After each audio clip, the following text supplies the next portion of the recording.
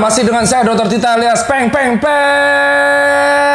Dan sekarang saya nggak sendiri, sesuai request. Dari dulu netizen berkata, Dok, bikin acara bincang-bincang dong dengan tamu-tamu atau orang-orang yang dulu pernah panggil dokter. Nah, di sini saya nggak sendirian. Sekarang saya bersama dengan seorang sosok yang mungkin kalian sudah kenal. Seorang pengusaha, berjiwa muda, suka donasi, dan bergerak juga di industri kreatif. Dan juga memiliki brand lokal. Dia adalah Om Basuki Surojo alias Kobas. Luar biasa. Tepuk tangan.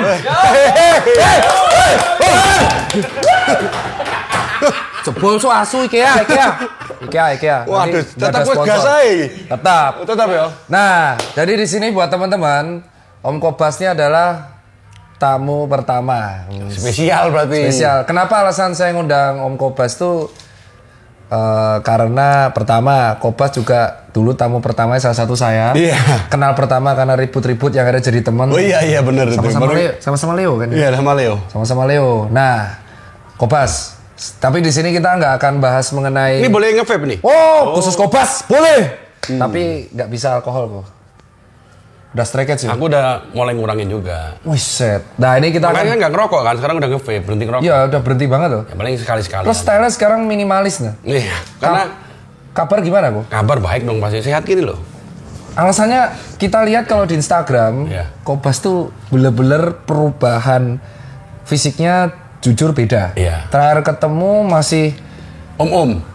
Bukan omong, agak gemuk. Iya. Sekarang kelihatan seger dan kurus. Iya. Itu ada diet atau ada motivasinya? Ya, jadi motivasinya untuk hidup sehat. Jadi ada teman saya tuh bilang menua dengan baik gitu loh. Terus? Itu selalu ingat. Jadi saya kemarin komitmen dari bulan Juni tahun lalu, masih setengah-setengah tuh ya. Hah? Berat badan saya 97 kg, 97,8. Itu Juli 2021. Ya, dalam waktu 6 bulan saya sekarang 78. Buset, 16 kilo lah. Itu tipsnya gimana kok? Ya, satu saya diet keto. Diet keto? Ya, dia diet nggak makan karbohidrat, terus nggak minum gula sama sekali. Jadi 3 bulan terakhir murni saya nggak makan karbohidrat, tepung semua nggak. Cuma sekarang mulai cheating dikit-dikit. Olahraga harus, karena kalau diet doang tanpa olahraga nggak ada. Olahraganya apa kok? Treadmill aja, jalan cepat 30 menit minimal. Per hari? Per hari. Dan dilakuin setiap hari? Iya, tiap hari. Buset. Tapi kalau sekarang kemarin agak cheating juga. Ya masih makan mie, bihun masih. Karena udah 78 kan? Iya. Ya, tapi ini ke depan targetnya fitness supaya lebih kokoh, supaya nggak yoyo gitu loh. Waduh, nge-gym di mana kok? Rencana dekat rumah, pasti place. Dan kalau boleh tahu, kalau kita lihat di Instagram semenjak Kobas tuh bener-bener diet rutin, penampilan di Instagram lebih kayak gangster kok. Itu tato baru, tato lama? Udah tato lama, cuma kemarin nggak pernah nunjukin. Nah, kenapa kok? Kan? Selama ini branding yang dilihat sosmed tuh kan kaget loh kau sebenarnya. Kaget. Aku jujur kaget kayak tiba-tiba, Kobas lebih happy kayak gini kan? Karena kalau sekarang jadi apa adanya. Kalau dulu kan mungkin aku waktu sempet posting, langsung adik gue ngomong ke mama gue, ditegur, kamu ngapain sih? Kalau dulu tato sama sekali nggak boleh. Oh berarti harus clean? Clean. Terus? Terakhir aku tato dari tangan dulu. Diliatin nggak apa-apa. Nambah ini, kok nggak apa-apa? Semua? Jadi nambah lagi nih. Udah tapi ini aja sih, terakhir cuma mau ini dong, selesai. Tapi bener-bener kenalkan itu memang pengen mengubah image ya? Ya, pengen jadi apa adanya aja. Karena kalau biasanya kita kalau di podcast sebelumnya kan pengennya kelihatan clean, kelihatan, tapi nggak jadi diri sendiri. Kalau sekarang memang kalau dulu misalnya terakhir di podcast terakhir kan aku juga ngerokok, aku minum. Benar. Jadi apa adanya aja lah. Orang terima oke, nggak terima ya sudah. Tapi lebih happy kayak gini? Lebih happy. Daripada yang dulu? Yes. Nah, kalau ini berarti benar-benar selama pandemi ini dari 2020-2021, berarti Kobas pas syuting itu under pressure gak? Iya, karena kan kadang-kadang kalau seorang Kobas loh, yang dengan sudah settle bisa ngerasain. Pasti, karena kan di dunia awalnya di dunia YouTube gak pernah tampil di depan itu kan pasti gemeter. Tapi terakhir udah biasa sih. Cuma pas aku enjoy banget loh pas ketemu beberapa orang yang minum di podcast terus ngerokok, itu enjoy banget. Terus akhirnya disitulah ngerasain feel-nya. Ya, feel-nya banget, enak banget. Sekarang kalau kita lihat bener-bener style-nya kayak ngenomi. Iya. Gak ada yang mengira loh kalau Kobas tuh kalau kita lihat medsos usia bapak tuh nggak ada. Ya, pasti gak ada ya? Gak ada yang ngira. Koko ya? Udah koko itu koko nih. Sebelumnya Om. Tapi ini bener-bener style-nya bukan koko banget, jadi minimalis, hitam bawah sepatu. Iya. Dulu kan bener-bener pakai topi, Iya, topi iya, yang kemana-mana. Iya. Dan setelah berubah kayak gitu, tim brandingnya Om gimana? Yang biasa Kalau memang kan aku kan sempet branding, komplain nggak? enggak. Kalau aku kan memang branding, aku yang mikir sendiri. Kalau dulu kenapa pakai topi karena aku botak. Jadi orang ingin tahu kalau misalnya aku nyeles, orang nggak ingat nama aku tapi ingat oh itu yang pakai topi itu. Benar. Itu aja sih. Kalau sekarang pasti ingatnya, oh kamu kok kurus banget. Nah benar. Selalu ingat lagi, jadi double ingatnya gitu. Kalau saya kira awal mula berpengaruh sama bisnis kok. Kalau boleh bahas-bahas kabar bisnis, kalau aku lihat di Stack Story kemarin, Kopas sempat sharing, boleh ya tuh aku tanya? Boleh. Bener nih? Bener, apa aja. Apa aja boleh nih? Apa aja boleh. Jadi di story kemarin, Kopas sempat sharing mengenai komit. Dan itu sempat tensi meninggi dan hampir semua pengusaha membicarakan. Boleh tanya nggak? Kita nggak perlu sebut orangnya. Komit apa sih yang dibahas sama Kopas yang sampai dikeluhkan? Iya, jadi kalau itu kan ada di suatu organisasi ya. Iya. Ya kan, terus saya mati-matian mensupport beliau kan. Dari awal saya nggak pernah pindah apapun, karena apa yang saya ucapkan selalu saya jalanin apapun itu resikonya, kalah menang. Tapi at the end komitmen itu nggak ada, sedangkan saya berjuang mati-matian. Apakah ada permintaan maaf dari yang bersangkutan? Udah barusan aja minta maaf. Udah. Oh barusan? Udah beberapa minggu yang lalu dia telepon, terus kemarin sempat WA juga.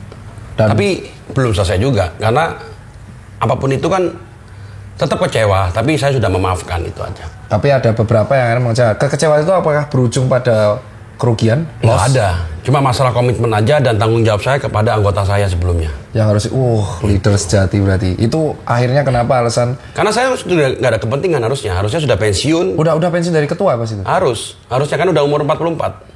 Tahun ini 45. Oh iya namanya. Tapi masalah tanggung jawab itu kan saya harus tetap menjaga karena saya bertanggung jawab tetap. Amanah dari. Padahal sebelumnya kalau udah pensiun kan udah nggak perlu lagi gitu. Oh itu sampai besar, dan tapi akhirnya puji Tuhan sudah minta maaf. Sudah. Tapi secara pribadi dimaafkan, tapi secara itu ya tetap jalan lah. Tetap jalan. Iya dong. Nah kalau yang berikutnya keseharian sekarang ngapain kok? Kalau dulu kalau kita lihat Kopas yang 2020-2021 Kopas sering kemana-mana nih, tapi ke industri kreatif banget, sesuatu yang agak nyebrang dari usahanya Kopas. Nah sekarang yang dilakuin Kopas gimana? Sekarang rutinitas pengen tahu ya. Ya. YouTube sekarang udah nggak terlalu aktif sama sekali. Kita outsourcing juga sekarang ke beberapa tim kreatif. Itu ada Chris Cross yang membantu saya di. Oh Chris Cross? Ya, membantu YouTube saya. Wah Chris Cross berarti yang pas foto sama Kopas bener-bener bantu tuh ya? Iya bantu banget ya. As a producer berarti?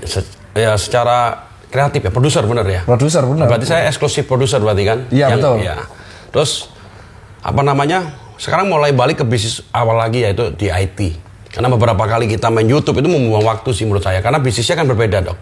Dari yang bisnis IT ke menjadi terkenal, selebgram, terus keenakan gitu loh. Jadi terkenal itu ternyata. Jadi urusan bisnis IT-nya jadi bukan keenakan apa kerasa nggak nyaman? Ada dua hal ya. Keenakan dalam arti menjadi terkenal. Iya. Tapi bisnis IT-nya nggak keurus kan. Nggak mungkin kita sebagai CEO meninggal 100% kasihin ke profesional kan. Tetap kalau ada bosnya tuh pasti lebih settle. Iya benar. Ya, jadi karena kita lebih rasa diawasi. Kita mulai fokus ke bisnis utama saya, beberapa bisnis yang lain kita serahin orang aja untuk ngurusin itu aja. Jadi sekarang yang dikorbankan adalah ya udahlah bodo amat soal fame, keterkenalan ditinggalin, sekarang balik lagi ke bisnis utama. Yes. Itu luar biasa loh, Bu. Wah ini kaget sih. Iya. Pandangannya sama sih. Aku sih nganggep fame itu dua mata pedang ya. Di satu sisi fame itu membuat kita awareness naik, personal branding naik, tapi fame itu ngebuat beban. Kopas ngerasa yang sama? Iya, saya pernah. Jadi waktu pertama kali menjadi selebgram, mulai terkenal itu. Tahun berapa tuh, Pak? Ya waktu 2020. Itu kan, waduh, orang tahu gue kan, taunya pengusaha gitu ya. Benar. Maunya naik bisnis kelas. Jadi kalau nggak naik bisnis kelas itu rasanya kayak ada beban gitu. Tapi dengan berjalannya waktu, ya sekarang ekonomi aja biasa aja sih. Udah bodo amat ya? Bodo amat. Ternyata ngerasa fame tuh tersiksa juga ya? Tersiksa, karena kita mau nunjukin kita tuh, kalau apalagi pengusaha ya dok, maunya kelihatan kaya gitu loh. Oh fuck man. Kalau saya merasa gitu, sempat mengalami seperti itu, sempat.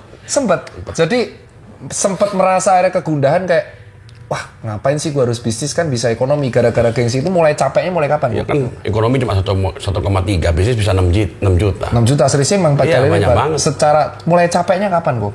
Ya terakhir aja, sejak mulai nggak YouTube kan, aku mau apa adanya aja kan. Kalau dulu mau tampil selalu keren, mau pakai baju merek, ya kan. Tapi jujur aku lebih seneng lihat Kopas kayak gitu. Itu tuh kayak mengenalkan ya, gue pengusaha, bisnis gue usaha, fame adalah bonus. Iya, menurut saya itu yang paling benar. Fame adalah bonus, bukan kita menjadi terkenal terus baru berusaha. Bukan menjadi terkenal baru berusaha, tapi harus mengusaha dulu dan terkenal tuh bonus. Wow, kita dapat quote. Akhirnya aku ada teman. Ya, saya cocok itu dok, karena kalau kita selalu kelihatan Terkenal atau beban, itu beban buat saya. Itu yang ngerasain Ya, beban. beban. Kalau sekarang saya mau naik ekonomi, mau apa? Ke Bali, Mau ke Bali, mau apa? ada yang ngajak foto. Ya, enak lah. Maksudnya apa adanya aja. Karena itu tidak membebani pikiran itu Ya, sendiri. yang penting sekarang kalau saya belajar dari beberapa teman-teman lainnya juga, yang penting kita bukan menjadi kaya tapi menjadi sukses. Ukuran sukses tuh banyak. Lu bisa kaya, lu bisa menikmati, lu bersyukur, yang penting lu bisa membantu sesama kita, itu poinnya. Ini mengenal sendiri atau emang ada temen yang tiba-tiba trigger sih kok? Trigger gue dari si Randy aja sih waktu dia dari tinggi ke Randy Paparitz. iya. Ceritain kok. Ya kan aku baca beberapa kali dia kan awalnya kan sering ngikut Tom mungkin ya. Tom kan dia ngikut Tom karena untuk bisnis juga, tapi dengan penampilan dia ingin menjadi kaya. Dia sempat ngomong sama aku. Zaman dulu aku Kobas, kalau makan di pinggir jalan sama istriku aku malu. Kalau sekarang dia mau makan di mana aja, mau nggak pakai baju. Bodoh Yang amat. penting kan hitungannya kan sukses, bukan kaya. Ya kaya dan sukses emang beda. Beda. Dan itu ya harus anak muda tahu. Iya. Jadi- Jangan mengejar kekayaan tapi mengejar kesuksesan. Wah, woi, gak ngira loh, Kobas itu kayak itu ekstrim loh kok dari perubahan 2020 dan 2021. Saya ngerasain banget dulu tuh, waduh kalau nggak pakai jam mahal rasanya nggak enak ya. Harus keren, harus yang semuanya mahal. Ini sampai bener-bener kalau datang kaget loh kok, bener-bener kayak lebih ke monokrom minimalis, datang biasa. Simpel aja sekarang. Simple. Even di kantorku semua barang-barang merekku rencana jualin semua. Paling cuma pakai berapa biji doang. Serius kok itu? Iya memang ya. Coba cek kalau di kantor gue udah gue mau pajang mau gue mulai jualin. Studio gimana nasibnya kok? Studio kan dipakai untuk ruangan kantor saya. Jadi bener-bener outsource. Itu berarti nanti orang-orang yang akan handle. Oh, untuk yang YouTube, yes, YouTube. yes. Kita rencana ada kerjasama salah satu influencer juga sih. Nggak boleh disebut ya? Belum. Oh belum deal ya? Belum deal. Tapi udah deal tapi belum. dan Kobas memutuskan untuk IT. IT aja. Itu alasan kenapa channel YouTube-nya ganti terus berarti? Iya. Pertama kan namanya apa? Basuki Surojo. Basuki Surojo. Terus ganti lagi jadi Kobas Entertainment. Betul. Sekarang Raja Entertainment. dibalikin. Balikin lagi. Lebih. Nah, ini pertanyaan paling simpel dan netizen harus tahu. Lebih nyaman jadi seorang pengusaha yang di belakang layar atau lebih nyaman sebagai selebgram yang kaya? Karena saya basicnya pengusaha, saya pengusaha. Tapi tidak bisa menyalahkan mereka yang pengusaha di dunia entertainment. Jadi kalau di dunia entertainment, dunia kreatif dia bisa menjadi terkenal double. Oh ya, bonus double dia. Sudah jadi pengusaha, entertain dapat fame-nya. Iya, apalagi dia usahanya di dunia entertainment. Betul. Itu enaknya. Jadi jalannya kalau saya kan pengusaha bukan entertainment, jadi mikirnya double. Saat itu kenapa kok tiba-tiba terjun ke entertain? Maksudnya pengen? Ya karena waktu itu kan kebetulan aja kan waktu pandemi di rumah sering story, terus menang lelang lukisannya Tom. Oh ya benar tuh yang pertama kali. Iya, langsung centang biru. Terus kenapa nggak dimanfaatkan kesempatan ini? Dari Instagram naik, terus undang Bilar, YouTube mulai biasa sama Mbak Im Wong. Bilar ya itu kesempatan. Yang mungkin kesempatan hari ini nggak mungkin terulang lagi gitu. Yang namanya kesempatan chance sekali doang. Tapi kalau disuruh ngulang, berat udah. Capek ya? Capek. Bisnis yang sekarang dijalani Kobas berarti masih IT. Ya. Berarti Airmas, Raja IT. Ya, semuanya itu. Masih jalan. Ya. Yang Raja sih? Raja sih tetap itu kerja sama Christopher. Dia jalanin. Si Bilar sebagai owner juga. Itu pas pernikahan bener-bener Kobas ngasih hadiah ya? Iya. Nggak ngerasa rugi gitu? Kan namanya bisnis pasti ada hitungannya dong. Tapi ya tetap aja rugi. Tetap aja. Tapi ikhlas ya? Ikhlas dong. Karena kan apa namanya? Sahabat saya juga, terus partner bisnis juga. Jadi hitungan saya nggak rugi dalam arti uang ya, tapi apa namanya? Mungkin orang ngeliat, wah rugi nih, boncos nih. Tapi enggak kan? Menurut saya enggak. Enggak, secara persaudaraan enggak. Ya. Terus yang berikutnya ini Kobas. Sempat Kobas tuh buat brand lokal. Yang akhirnya brand lokal itu sempat collab dengan beberapa orang dan itu totalitas ikut event, bahkan ikut eventku. Iya. Brand lokalnya diterusin?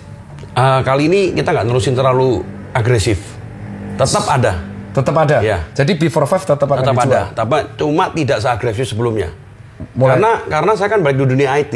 Oh. Jadi saya harus, kalaupun melanjutin harus ada orang yang berpikir. Kalau sana saya mikirin fashion, mikirin IT, mikirin kuliner. Nggak akan kuat? Nggak akan. Tapi nggak akan ada yang di PHK saat itu?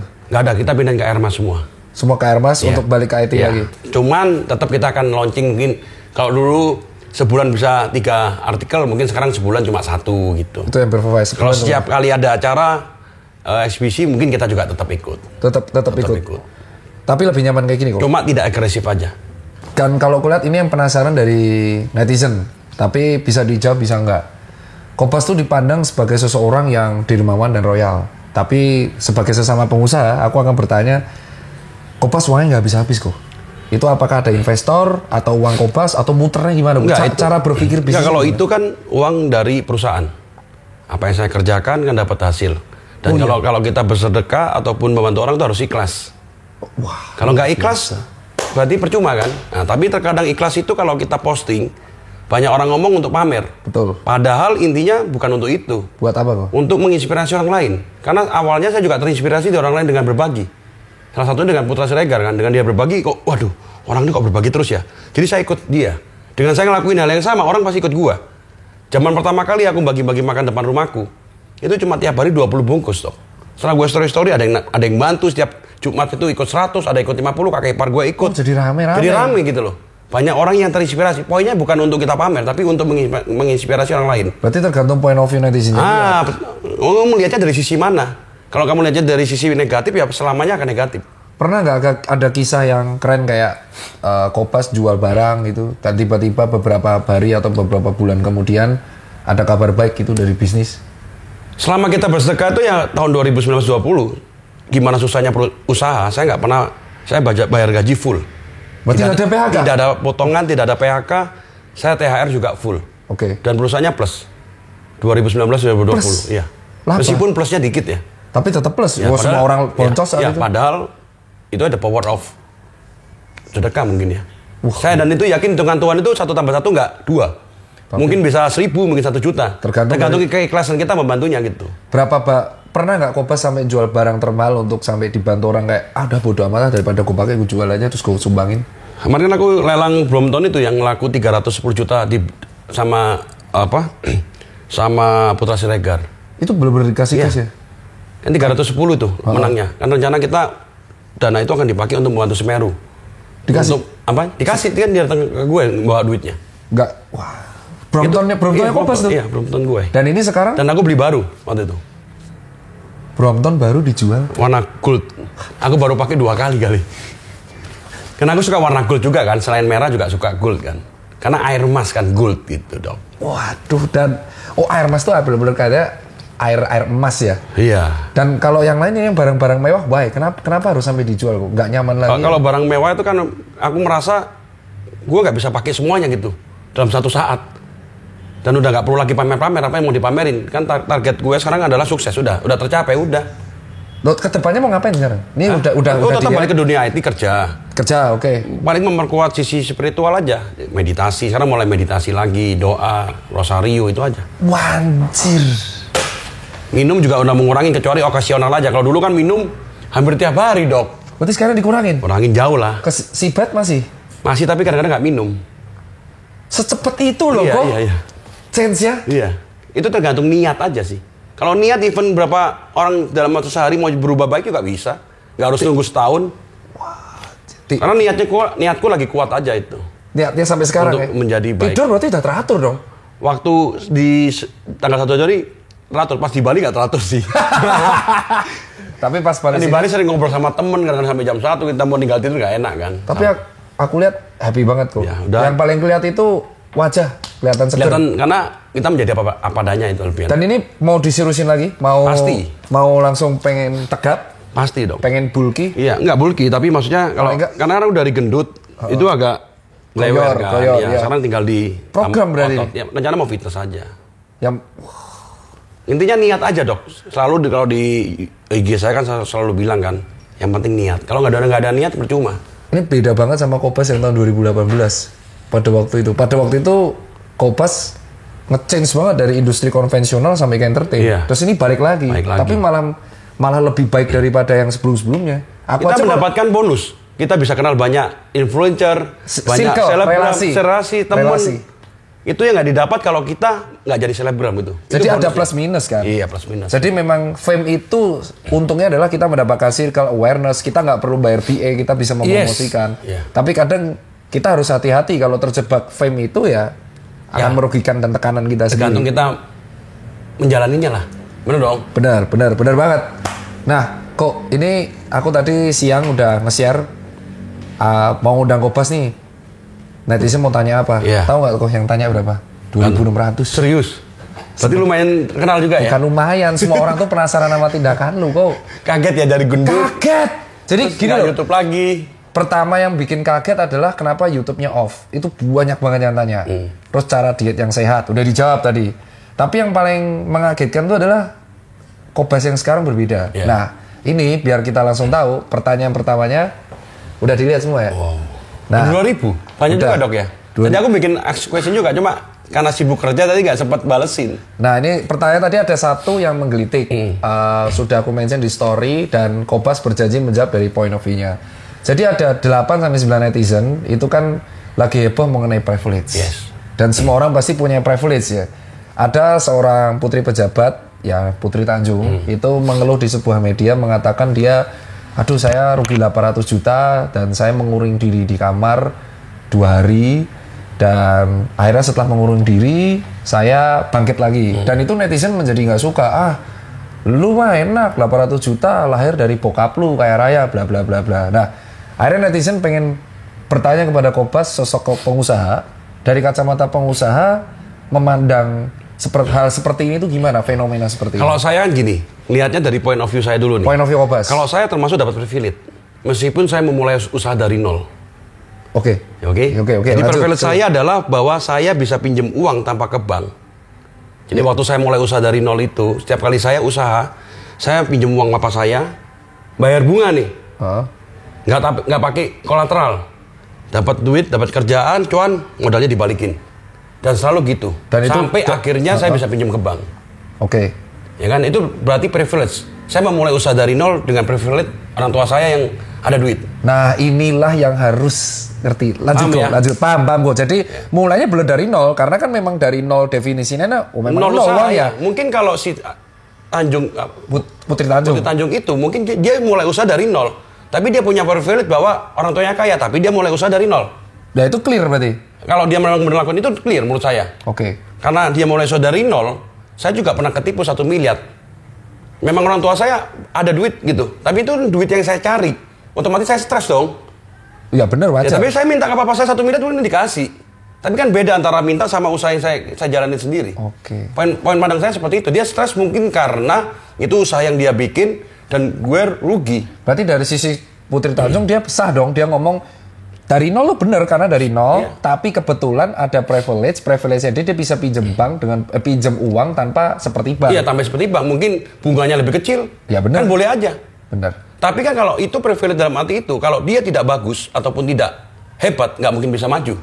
Iya, karena privilege itu tergantung dari orang bisa mengolah privilege itu bisa apa enggak. Menurut saya itu.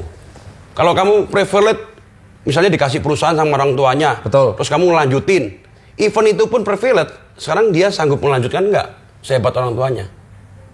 Kalau dia bisa hebat mengembangkan itu berarti kan termasuk hebat juga. Berarti nggak ada itu, salahnya. Ini benar nih berarti yang ngomong pengusaha. Jadi definisi dari nol itu ya bukan saklek dari nol nggak punya apa-apa. Iya, enggak. Karena semua orang punya memulai usaha pasti ya ada modal, ada nyali. Nah, privilege-nya orang-orang yang kebetulan sudah lahir dalam kondisi bapak orang tuanya kaya. Itu rezekinya dia. Dan kita nggak bisa bantah. Nggak bisa bantah. Solusi buat netizen yang memang lebih cenderung sirik ya dengan orang seperti ini gimana? Menurut saya cuekin aja karena memang dia mulai dari nol. Kalau saya kan memang mulai dari nol. Ya dari Saya nol. nyales sendiri, saya naik sepeda motor waktu itu, hujan-hujanan.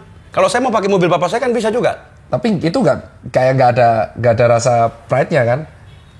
Kalau pinjam orang tua, kadang ya memang nggak ada pride, tapi kan real memang usaha sendiri. Betul.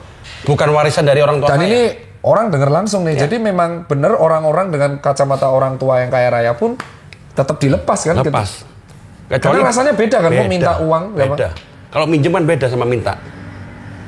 Ya kan? Tapi kalau dikasih, ya itu perfect lagi kan? Betul. Sekarang tinggal lu dikasih, lu bisa ngolah nggak duitnya sama aja poinnya. Kalau ternyata dikasih terus sampai 10 Habis M, terus, boncos terus ya udah. Berarti kan Emang lu nggak bisa ngelola. Nggak bisa kerja. Ya dong. Betul. Gitu. Kejawab. Iya. Kejawab kok. Pertanyaan berikutnya lu dari lukisan yang lo Cak Tom. Iya. Cak Tom tanyanya gak kritis. Iya. Terserah Kobas mau tanya Jawab apa enggak enggak. ya? Kobas, kiat-kiat tetap menjadikan sektor real bersinar. Ini berat banget ya. Di antara maraknya investasi bodong. Kalau saya sampai hari ini, terus terang aja saya, Betul. Saya tetap di real. Saya nggak pernah tergiur ataupun tergoda. Contohnya dengan hal-hal itu. Saya nggak pernah ikut robot. Saya ikut robot cuma sekali karena itu temen. Dan saya nggak enak aja gitu. Setuju dong. Ya. Aku juga nggak pernah. Ya, saya nggak pernah. Termasuk MLM. Kenapa? Why? Sesuatu yang gampang, sesuatu yang kelihatan, lu dapat duit gampang banget, membuat kamu males. Beda dengan dunia real. Kalau real benar-benar jualan, Bener-bener. 200, ayo jual 250. Itu real. Ada asetnya. Kamu buka sepatu, toko, Ya bener. real. Real. Ya kalau investasi bodong, mungkin ada yang benar, ada yang enggak. Tapi saya seyakin-yakinnya, kalau lu dapat uang gampang, nggak akan bertahan lama. Satu, membuat lu males. Kedua, habisnya juga Gampang. Nah, ngapain lu mesti ikut sesuatu yang sesimpel cari duit, kayak cari duit itu gampang banget, bunganya dapat. Mana ada sih orang kerja bunga bank aja berapa? Dia masa sehari bisa dapat 3%. Secara logika aja nggak bisa. Bunga bank per tahun aja mungkin 11%. Iya, betul. Terus sekarang tiap bulan dapat 5%. Iya, Nggak mungkin lah. Nggak mungkin. Deposito ditaruh 5 tahun tuh 6% sampai 7%. Ini saya rasa yang diomongin Tom tuh bener. Jangan tergoda dengan embel-embel dapat duit cepat, dapat duit banyak. Kalau robot nggak usah ngapa-ngapain, invest, duduk dapat duit. Nggak ada lah seperti itu. Aku pernah ditawar. Jawaban pengusaha loh nih. Ya aku pernah lihat kemarin teman saya. Gue waktu itu mau ikut aja karena gak enak aja teman SD. Teman SD. Oke. Baru mau ikut, ya udah, ayo pas ikut pas. Aduh, gue nggak biasa main gituan, ikut. Ada yang mau ikut. Besoknya Plus. rip. Anjir. Sunto kalau nggak salah. Terus? Ya kan? Mana ada sih? Tiap kali main untung 5%. Tiap kali main untung, ya nggak usah jualan aja. Main itu aja, kan nggak mungkin. Kalau dunia real kan jelas, kamu berusaha beli aqua cari yang termurah. Jual kalau bisa yang tertinggi. Bener dong? Bener. Supaya cuannya tinggi. Betul. Ya kalau robot kan nggak mungkin. Nah, kalau pandangan Kobas nih mengenai tren soal lain tadi ada NFT, kripto, apakah Kobas terjun di situ sebagai pengusaha real? Kalau sekarang cuma invest di kripto aja karena mulai belajar sama kakak ipar. Jadi beda kan? Beda. Kalau itu kan saya beli kayak saham, saya juga ada investasi saham. Jadi saham dan kripto dan kawan-kawan itu belum tentu bodong kan? Belum tentu. Cuma kalau saham jelas gak bodong. Jelas ada. Ada. Tinggal kalau lu taruh, beli, sahamnya turun, lu rugi. Potensial loss, lu tahan aja sampai sahamnya naik. Oke. Ya kan? Kalau lu naik, lu jual, lu udah selesai. Selesai. Nggak mungkin hilang duit lu kalau perusahaannya, kecuali perusahaannya dilikuidasi atau tutup, bangkrut. Pilot. Remuk, ya. Kan? Tapi kalau kripto, saya nggak tahu juga, karena saya cuma kakak ipar saya bilang, Bas lu beli ini, ya udah saya beli aja, cuma duit 100 juta aja. Jadi kalau memandang kripto, cuma duit 100 juta aja. Enggak, maksudnya kelar lu. enggak, kita taruh. Tapi itu ciri khas memandang kripto berarti masih ada sebagai seorang pengusaha kok. Kalau orang kan membeli kripto ada yang dari influencer, ada sebagai seorang pengusaha. Orang ini brandingnya Kobas dari pengusaha, sebagai seorang pengusaha sektor real dan juga bermain di saham, sektor saham trading dan investasi. Memandang kripto seperti apa? Tapi kalau kripto saya melihat ke depan tuh justru sangat potensial ya. Sangat potensial. Untuk menjadikan sesuatu alat tukar gitu, menggantikan uang kalau saya lihat. Tuh. Kalau saya lihat tuh ya, tapi saya cuma terjun belum sedetail itu. Belum terjun. Saya ingin belajar. Jadi karena contoh misalnya kita beli pakai rupiah di Indodax, terus dipindahin lagi ke Binance ya. Iya. Tukar US beliin ke Binance, terus kita beli triko, kita bisa ngambil di Amerika. Duitnya bisa dicairin di Amerika, berarti kan sesuatu yang memang bisa alat ya, tukar. Antara abu-abu atau enggak, tapi bisa kenyataannya. Iya. Berarti kan mungkin. Apalagi dengan NFT yang sekarang market kayak gini, itu akan lebih memakai dan itu ada potensi kayak gitu. Saya rasa ke depan akan seperti itu sih. Nggak capek belajar kok. Mau nggak mau lah harus ngikutin yang mudah-mudah. Ya kan, bener nggak? Iya. Tapi kalau itu salah satu menurut saya, karena yang orang hebat-hebat pun, kayak contoh kemarin kalau nggak salah saya pernah dengar juga di informasi itu kan, orang lelang pakai kripto udah. Iya, udah pakai NFT. Nah, berarti kan mungkin. Luar itu bukan bohong-bohongan loh. Itu bukan bodong. Nah, tinggal kita lihat kripto yang mana kan? Iya, itu tergantung balik ke orangnya. Iya. Itu harus belajar. Ya begitu juga saham. Lu kalau beli saham blue chip udah pasti nggak mungkin rugi. Tapi kalau lu beli saham bodong, bukan saham gorengan ya, sama rugi. aja. Mungkin kripto mirip seperti itu, Dok. Jadi untuk mau sukses di kripto pun nggak bisa instan, harus belajar. Iya. Berarti memang harus belajar. Iya. Nggak bisa malas kan? Iya. Tapi kalau di dunia misalnya di robot ataupun apa itu kan nggak perlu belajar, tinggal taruh lu dapat duit. Dan itu bahaya dong. Nah, menurut saya kan kok gampang banget untuk nyari duit. Ya sesuatu yang gampang didapatkan. Ada risikonya. Ada risiko. High risk high return. Oke. Lu main gorengan high risk high return. Pertanyaan berikutnya aku. ini tuh udah dijawab main trading. Nah, ini pertanyaan terakhir kok. Ya. Tapi agak teoritis lagi. Tanyain Dok ke Kobas. Bener-bener loh kok. Semua tanyanya bisnis. Ini branding yang Kobas buat berhasil semua. Tanyanya bisnis, gak ada yang tanya lebih sukses mana. Tadi udah jawab ya, orang punya privilege atau tidak. Nah, tanyain Dok kepada Kobas dari Roy FP. Ini dapat hadiah tadi ya. Tom Lee dapat hadiah buat apa? Udah Nanti dokter pilih juga, nanti dapat giveaway juga 10 orang. Wah, ya udah kita berarti tanyain tapi langsung dapat. Kita gerak 2 orang. Tanya cepat jawaban singkat kok. Tanyain Dok gimana cara bikin usaha kita tetap sehat, neraca keuangannya tetap sehat, padahal usaha kita ada utang. Tetap sehat. Neracanya tetap hijau, tapi kita tuh ada beban utang ke bank. Cara membuat sehatnya tuh gimana? Ya kalau kita rasa juga perusahaan ada utang. Perusahaan selalu ada utang. Ya, pasti kan satu. Jalan utamanya pasti harus ningkatin revenue. Iya. Ataupun kita profitnya nambah, untung lebih banyak, atau kalau kita efisiensi berarti mengurangin orang itu aja. Kalau misalkan ternyata nggak naik-naik, apa yang harus dilakuin kok? Kalau nggak naik-naik, tetap sales ya. Kalau nggak naik-naik berarti pengurangan orang. Waduh, kalau tetap nggak bisa lagi ya resiko. Resiko ya, berarti kamu nggak cocok di bisnis ini ya, kamu harus cari bisnis lain. Kalau saya kan dulu awalnya buka warnet, gagal, buka refleksi kaki gagal, terus sempat buka toko perkakas gagal juga, akhirnya cocok di IT. Ya, jadi kalau pengusaha itu gagal, bangkit lagi, gagal, bangkit lagi, terus sampai menemukan sesuatu yang kita suka dan kita berhasil. Berarti benar, passion itu tercipta berarti bukan karena kita muncul tiba-tiba, tapi karena kita gagal berkali-kali. Yes. Kalau baru sekali gagal terus nyerah, ya nggak bisa lah jadi pengusaha. Ini tadi pertanyaan udah dijawab semua. Nah, ini agak boleh dijawab, boleh enggak kok? Iya. Dalam selama ini titik terendah yang dialami oleh seorang Kobas? Saya titik terendah pada waktu ditipu teman saya aja. Yang 1M itu? Iya, karena saya merasa waktu itu dia tuh sangat membantu saya, terus rajin, terus berubah, ya kan? Terus apalagi sahabat saya kan, terus saya selalu memuji dia di depan semua karyawan. Kamu harus kayak ini, kamu harus kayak ini. Dan ternyata dia nipu saya. Saya bukan masalah uang hilang, tapi malunya terhadap karyawan sih. Waduh. Kan kita punya, kamu kan banyak mungkin karyawan, mungkin di belakang gue, makanya lu goblok banget sih. Iya, terus itu kejadian. Tapi balik sih 3 bulan gue kerja balik. Kejadian kapan tuh? 2014 kali. Buset. Kurang lebih kalau itu dolar masih 8.000 Dok.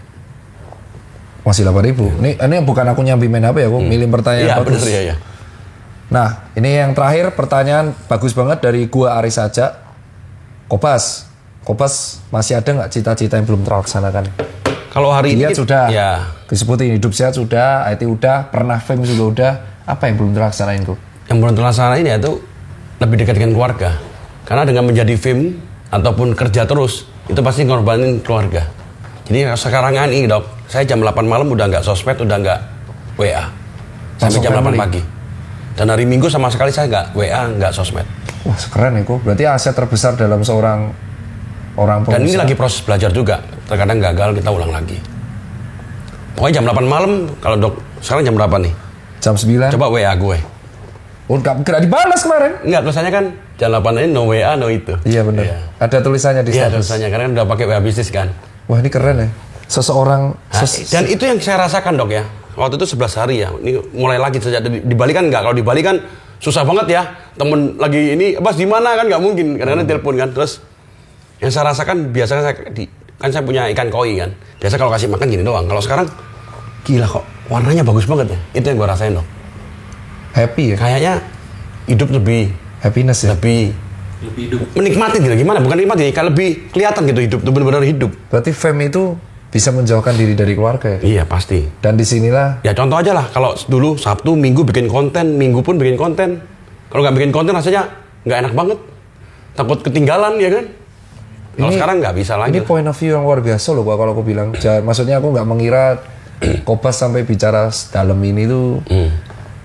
Aku pikir jawaban yang lain kayak keliling luar negeri atau apa. Ternyata malah cita-cita yang belum sampai adalah family-nya lagi. Iya. Gua akui sih kok. Aku yang umur 31 tahun harus belajar banyak. Ya, karena kalau sekarang aku punya anak.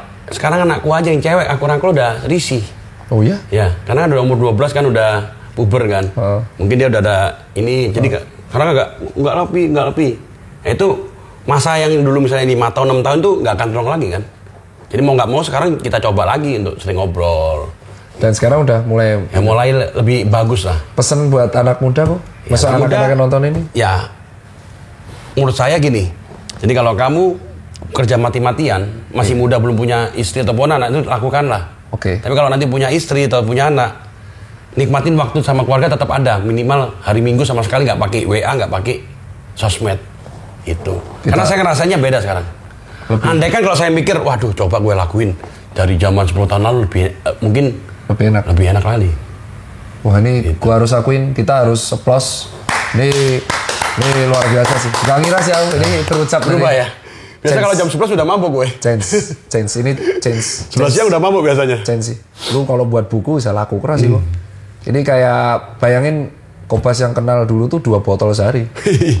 Dan 2 botol dimarahi istrinya, terus kenapa nggak pulang dan sekarang apa yang lu share ke sini sih kok ini luar biasa. Nah, sekarang aku jam 8 itu udah selesai harus kan nggak harus pulang. Luar biasa sih kok. Iya. Luar biasa sih. Ini out of my mind sih. Nggak terpikirin sih kok. Dan aku sih sebagai pribadi sih semoga tetap Kobas bisa kayak gini. Iya. Dan semoga anak muda yang lihat ini siapapun karena ini benar-benar segmented yang lihat Kobas bisa terinspire dan mempunyai point of view yang beda. Oh ternyata fame kayak gini, oh ternyata usaha kayak gini. Dan semoga aja keluarga tetap langgeng, lancar, semua anak sukses dan tipe kesehatan selalu, diet lancar. Amin. Thank you ya. Amin, thank you. Tepuk tangan, Kobas. Dan itulah vlog dan khusus buat tadi 5 penanya dan nanti ada 10 lagi yang terbaik. Nanti 10 yang terbaik ini bonus langsung dari B45, syaratnya gampang. Sampean tinggal tulis komen di YouTube. Pesan-pesan apa buat Kobas, nanti 10 itu kita capture, kita kasih semua ke Kobas. Thank you semua, dan semoga pesan-pesan dari Kobas bisa masuk ke kalian untuk menjadi hidup kalian lebih baik. Thank you bos, see you next vlog.